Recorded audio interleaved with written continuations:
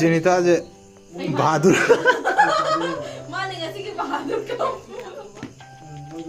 Social service the lie report for our day report for our day to learn that hayo ba learn the report ne haga world art day na gidin du song thong aham bai art day world art day sang kita hoga lu khang bra kan ma yang sing ba lai man ko an ki sing ba do ma khak na da kan yuen khak yes khang ne ma na knowledge la ho ba ya ba ni ji ma point out for ni ba hai ni ko hai ko da gi kan lo ra ni da ko ai da lo ra kan ma na Ragazza, ne sappiamo inglese? Parla ni de le sabi Masa ko sa ring eh. cái mình cậu kia em mà hắn này kia kêu mang tùng sẽ pung in nè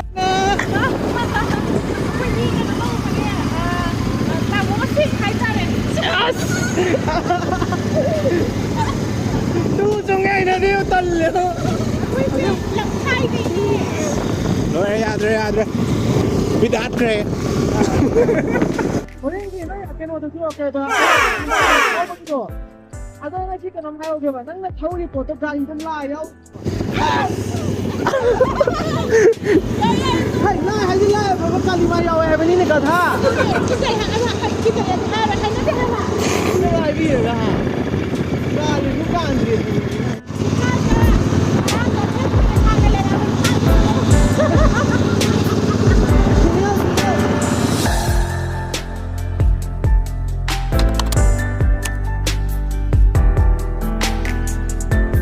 Mapantali mo sa lino, hindi daw muli! Kili, ano, ikapoy eh!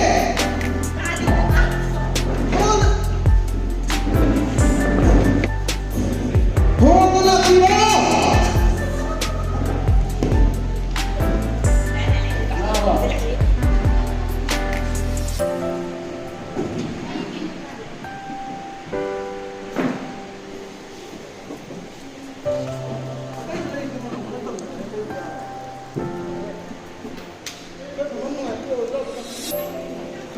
Tadi kemana kana? Ari kita taruh betul. Tadi mana lagi? Lagi tidak itu.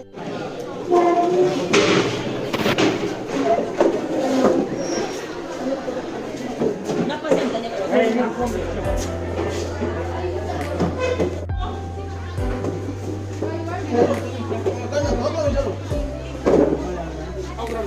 Sidi ako ba? Ay, yan mo yan. Ôi bây giờ thì cái gì làm cái gì xí đâu hay cái gì bây giờ rồi xin tăng lên thì năm tuổi xin tuổi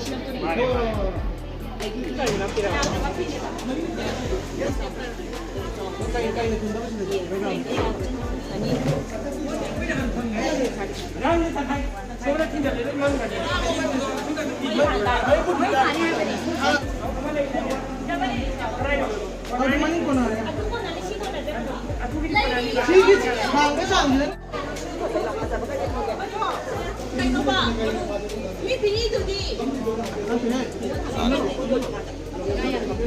nak keluar ni.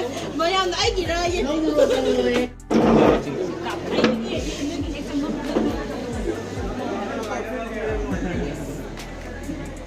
Kabukti.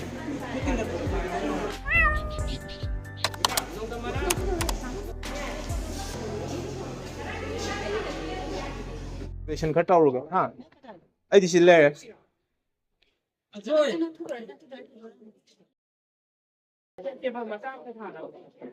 ते मन नजर कम मत हाँ office ना lihat tu dikai dan jauh ada dia ngapain Nak kalau yang tu. Lebih thà Baba. Lebih thà. Thà. Itu nak tu tu dah. Bisa nggak ya Pak? Siap sudah kan.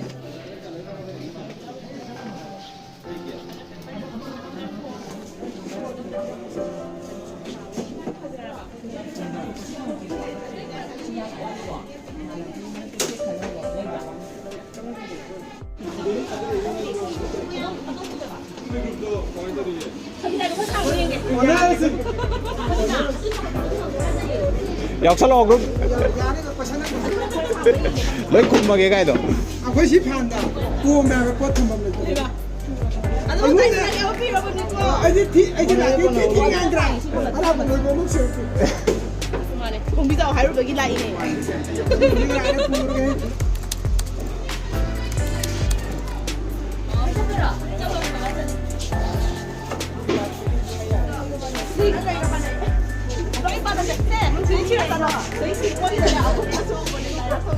này chiếu đi.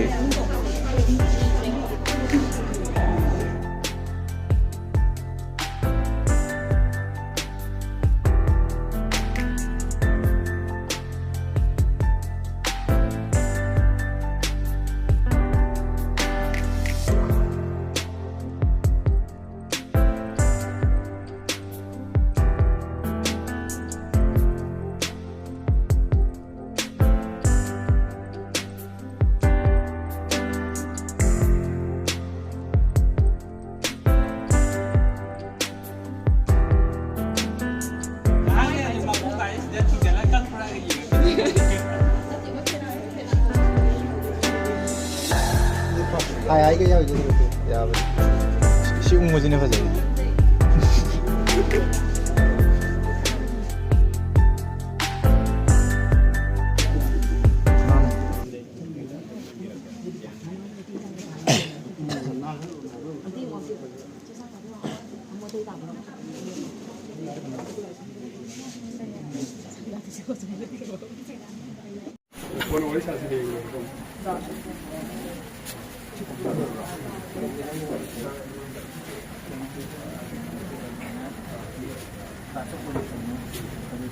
Quiero practicar esa cantar con la Nicolás.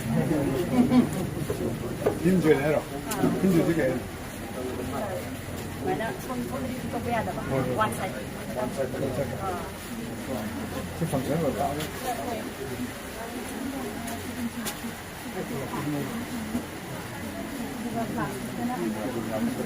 La parte que tiene el camino.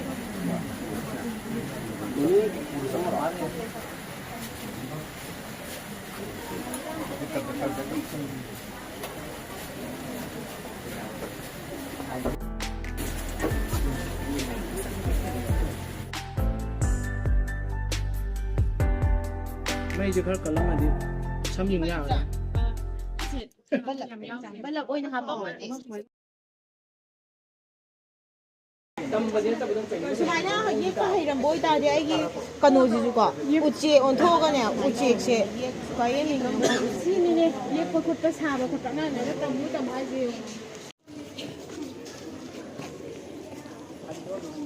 ꯍꯣꯏ science ꯊꯥꯗꯤ ꯃꯣꯏꯁꯦ ꯍꯦꯟꯃꯟꯗ꯭ꯔꯣ ꯚꯥꯏ 사이언스 야우드제 얘기노. ꯁꯤ ꯎꯁꯇꯦꯁꯤꯗꯤ It's an arts guys. Where is science?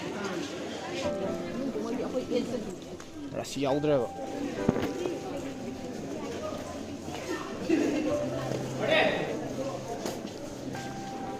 가야 타면 되는 거 거기면 안 돼. 좀 더 보고 해 봐봐.